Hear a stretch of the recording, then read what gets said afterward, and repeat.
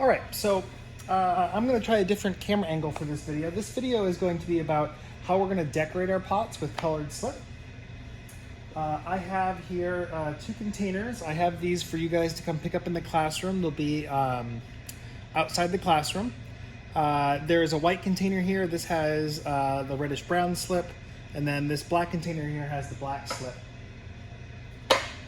This was my first test. It's a decent idea. The black is going to be a black color, a little bit darker than this. I also made a white slip, and then there's also a brown slip. So I'm going to be using the brown slip and the black slip, and we'll be carving through it how I carved through it here. The first thing I'm going to do is I have some brushes that'll be outside the classroom as well. In my last video, I made some lines. You can probably still see them faintly. These lines are lines that show where I'm going to put different colors. So I'm going to have this area here be black, this little band be brown, this area be black, a little black, brown band, black, and then probably brown on the foot. Maybe black, I'm not sure. But I'm going to put the color onto the pot so I can kind of show you how that works. Again, easiest to use a banding wheel.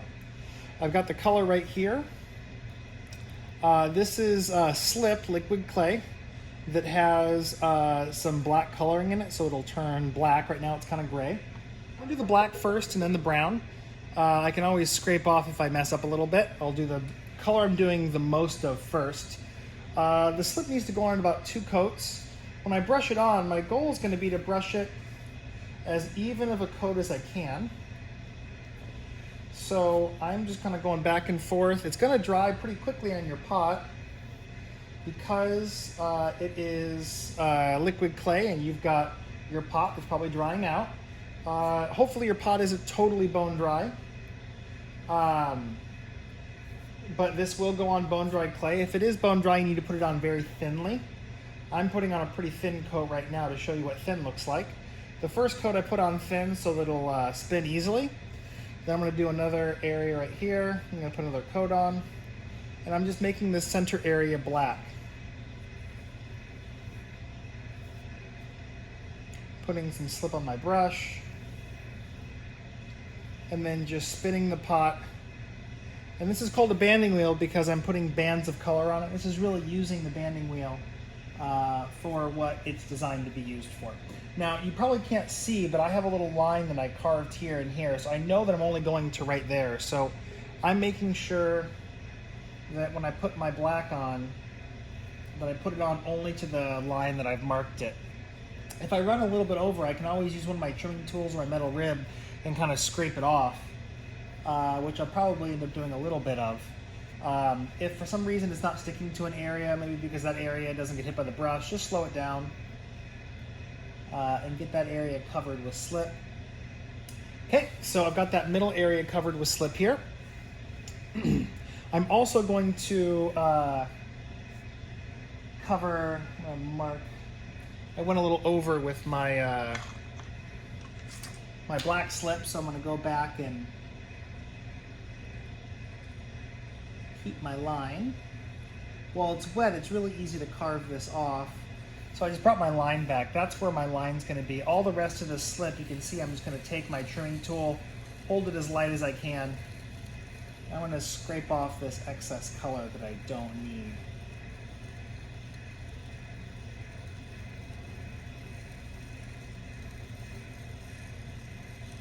Okay. Now, right below that is also going to be black slip, so I can do that as well. Do the easy parts first.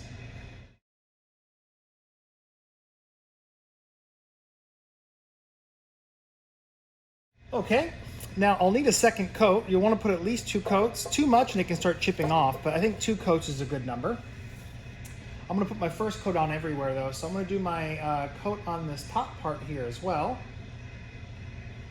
Obviously my handles are kind of in the way. If you haven't put handles on yet, you can put the slip first. It just means you have to be very clean when you put the handles on.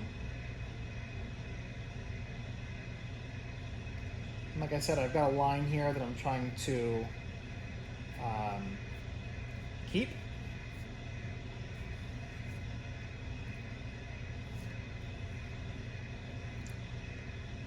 You gotta be careful when you're putting the slip on, as I am right now, that you don't put it on too thick. You don't want it to glob up anywhere.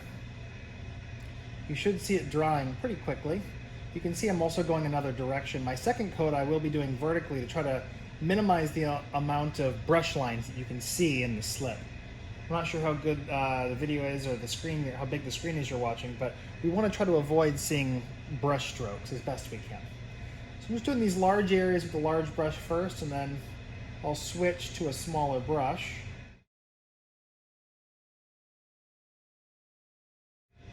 And I want to let it dry in between coats. If I don't let it dry in between coats, you might think I put 3 coats on, but you only end up actually putting 1.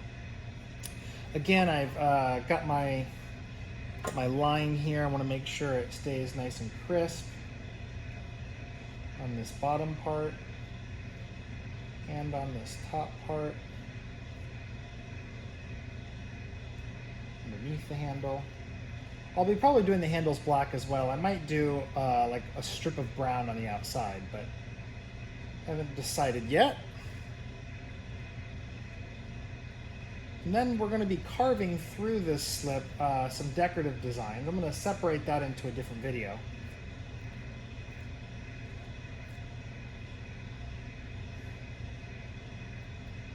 Okay, so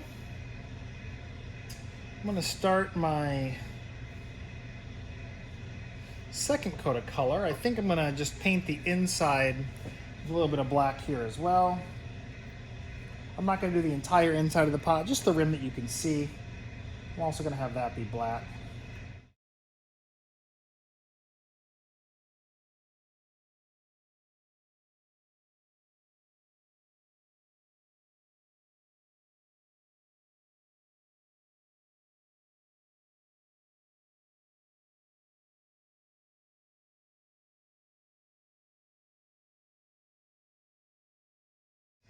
All right, and while that dries, I'm going to start doing the brown in these little creases from the bottom up, where I've got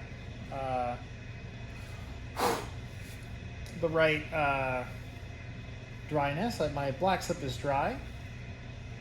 Got a little smaller brush I'm going to use. I've got some brushes sitting out for you too.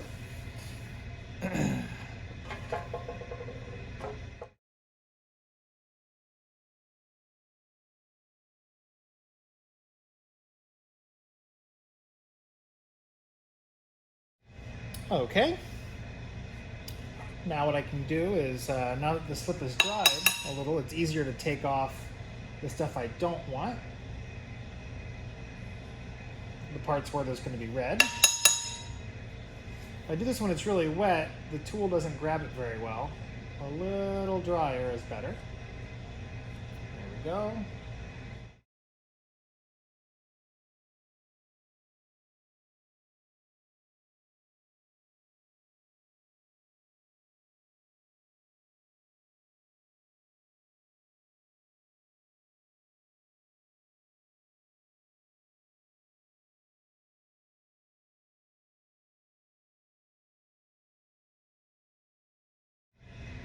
All right, and now I have my pot painted. After this dries for about, I would say like 30, 45 minutes uncovered for my pot. I can still tell, if I can still see it's shinier when I touch it, I feel like I could smear it off, or you can try, you can take your finger and kind of smear it, and I can feel that it smears a little bit. I'm going to wait until it's completely dried so that I can carve it. So this is the first part of the video. I've got other this same color slips at a different thickness that can come out of squeeze bottles. So these 2 squeeze bottles, I have these for everybody too.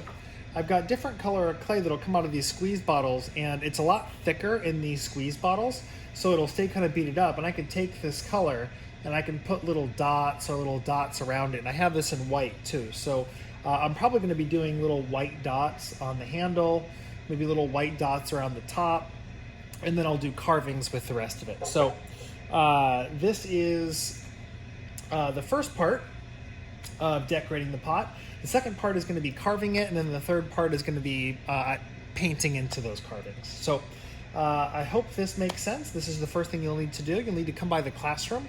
Today is Tuesday. So on Wednesday, if you come in, the containers of slip and the squirt bottle should be out for you guys to use. Thanks for watching.